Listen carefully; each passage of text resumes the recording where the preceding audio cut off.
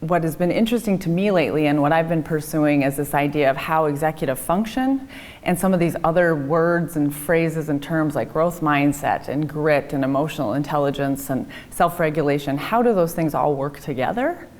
And because the executive function part is really the brain capacities, the mental cognitive capacities to wait, to make a decision, to take a turn, to think something through, to not follow through on all of your impulses, and we know that that's hard for adults, let alone children.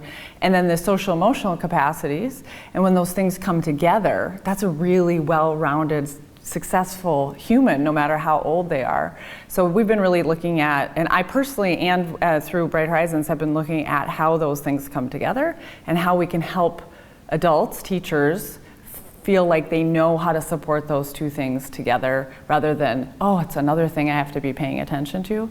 And then again, we know that it helps the adults. And one of the ways we've done this is we've worked with some researchers that came in and evaluated our programs. One of the top suggestions was to add mindfulness activities for children. And then the adults, of course, they're doing them along with the children. But to just get into this practice of pausing and thinking and not reacting right away. And we've seen some very sweet examples of children going to their mindfulness strategies when they are having a bit of a challenge, and they're self-regulating because they have a way to do that.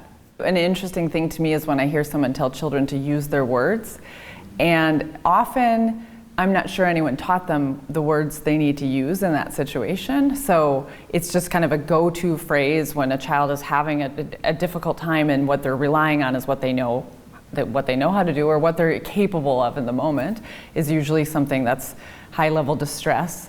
And an adult is saying, use your words, but I always question, do they know? Do they know those words? Have you given them the words? Do they know? Because they don't seem to feel like they don't seem to have an option here. That's why they're communicating something to you right now. They're using a different form of language.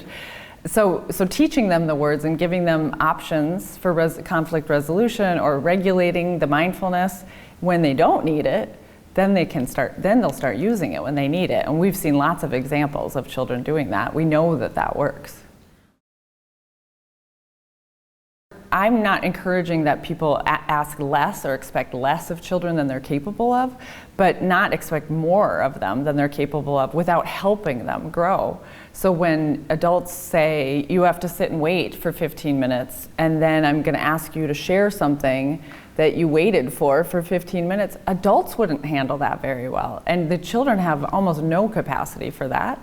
So that part is really important to me, because when you adjust your expectations or you're thinking about helping them grow their capacities as one of your teaching goals, then it will be much more successful than if you just tell them, oh, you're going to need to wait your turn. And now that it's your turn, you're going to need to share that. I mean, just consider how that would feel as an adult. None of us would go for that. I've done work with military families. The resilience is critical for military families. Building social emotional skills is critical for resilience. I know that in the military, they're doing work on resilience with service members. It helps them get through challenges to have resilience. So resilience isn't about not having challenges, it's about being able to do something, being able to respond to them appropriately and thrive despite them. And we've done some studies internally at Bright Horizons on our field, on our employees, and we always find that they come back as highly resilient people. We think that highly resilient people are drawn to the field of education because, I mean, in all honesty, you wouldn't survive long if you, being someone who's giving of yourself to children and coworkers and families all the time, if you didn't have some natural resilience. But it's used up a lot, and people need to be able to replenish that if they're supposed to do that for children. So we've also been paying a lot of attention to the resilience of leaders and teachers. And when they have really secure social emotional skills, and some of them don't, they never got it when they were younger. So when we're supporting the development or at least the sustaining of resilience and social emotional skills for the adults, we're also helping them be able to do that for the children. One of the mindsets I have and that we really try to think about in our approach to curriculum and teaching at Bright Horizons is to think about now and next. So what are we doing now that is about having just an amazing, wonderful childhood? And it's also preparing children for what's next.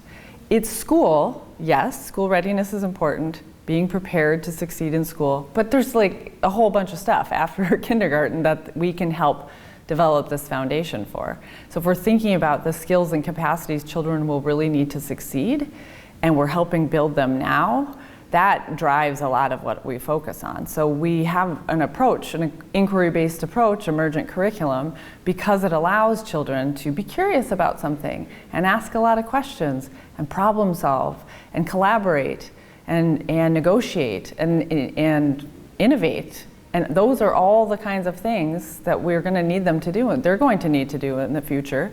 And we're sure going to need them to be doing those kinds of things, to be the creators of the future, to be successful. So we should be thinking about that now, because we have this opportunity. We don't need them to know a bunch of facts. That's not the skill that's going to have them be the stewards of our future. The skills are going to be these creative, innovative problem solvers. The children only have one childhood, and it should be a place of wonder and joy, and our environment should be places that celebrate childhood. And that is so important. And if we do all of that right, all the good stuff will happen later. We don't have to focus on, we don't have to always be in that next place. But we're mindful of it, and we're thinking about what helps them get to the next place. We're always thinking about scaffolding development and getting them there, but it's not all in service to what's next. It's in service to what is happening with them now, so they can have that wonderful childhood experience. And we do a lot to help parents with that too, because the parenting these days is very intense and competitive and lots going on, and parents have a hard time feeling okay about just being in the wonder of the moment with their children.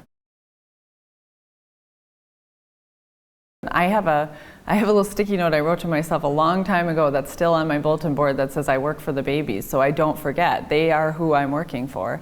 And helping their parents be successful parents and know how to prioritize and what's really important is part of that. We do have a number of parenting resources at Bright Horizons because we do think that that is an important part of our mission. We do monthly family webinars and we bring experts in on topics of interest to families. We just started this podcast that's open access to anyone. The podcast is called Teach, Play, Love, and it is the promo is about cutting through all the noise and helping parents see through all of the information that they get and understand really why does this matter and what can you do about it.